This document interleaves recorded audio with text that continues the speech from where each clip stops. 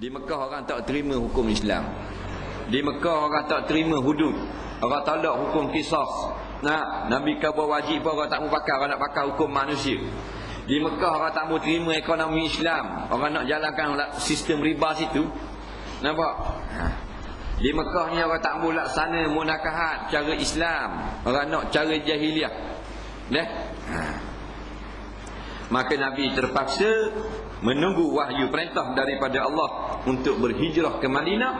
Di Madinah Nabi menubuhkan negara Islam yang pertama atas muka bumi ini, yang paling lengkap, yang cukup syumul, yang menjadi contoh kepada semua negeri-negeri Islam kemudiannya sampai kepada kiamat. Nampak? Contohnya Madinah lah. Dan Madinah ni dia tak macam orang Mekah, dia orang lembut. Dia orang terima Nabi. Orang Mekah ni orang keras. Kalau kita pergi kedai Mekah keras, kalau Madinah lembut. Kalau kita tanya berapa tawar apa semua tak marah ni. Dia kata la tak boleh gitu ni. Nampak? Mekah marah. Kalau kita tawar 2-3 kali haram dia kau kita. Orang makin. Orang Nabi jalan nak balik rumah 3 kali lubang nak suruh Nabi jeluh orang Mekah. Something kau. Berkat bumi. Sebab tu kalau kita pergi di Madinah lembut-lembut orang. Selipar dah hilang kalau Madinah. Kalau Mekah kakak tak ada. Takkan ada Mekah.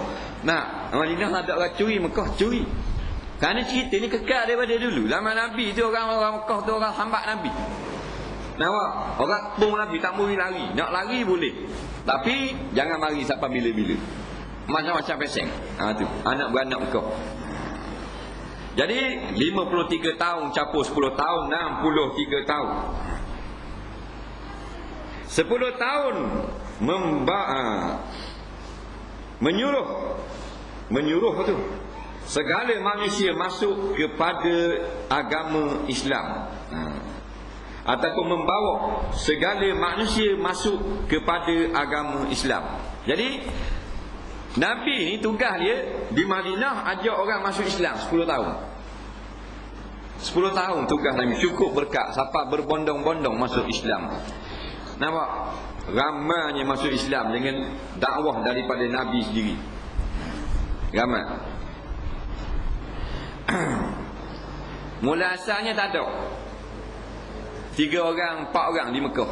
Semayang sembunyi-sembunyi. Semayang jemaah ramai-ramai tak boleh. Tengok dia Abu Lahab kata. Dia tahu dia Abu Jahal buat surahnya bakar. Macam surah darat pocang. Bakar. Lama dulu hebat. Dia ni tinggal kuncu-kuncu Abu Lahab, Abu Jahal. Kuncu-kuncu dia tu. Kalau orang ngajar ramai kunci surah. Kalau ramai orang masjid tu pecah tu imam. Nampak? Kalau mana yang ramai tak ramai orang surah, 3 orang yang makmum ngetbila dak kena pecah. Kekal jawatan. Nampak? Tapi kalau ramai sangat orang ngajar sampai tiap malam sampai penuh orang surah, nyawa-nyawa ikan tu imam tu bakal kena kecak lagi. Nampak? Tu pokok Abu Lahab tu.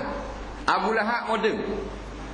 Cuma beza Abu Lahab dulu namanya Arab, kulit merah, hidung macung. Abu Lahab ni saki baki dia dah Melayu.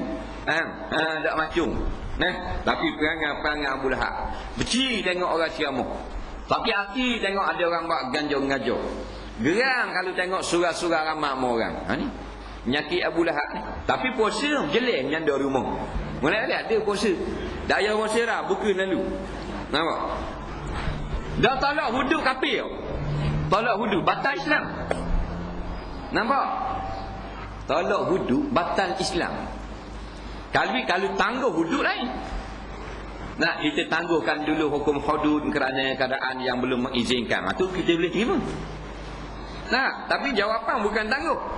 Tolak hudud.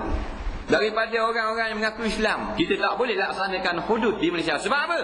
Sebab bercanggah dengan perlembagaan. Canggah dengan perlembagaan. Perlembagaan siapa buat? Al-Fadil Laqrek. Masalah politik agama Yahudi. Yang tu kita bertahan.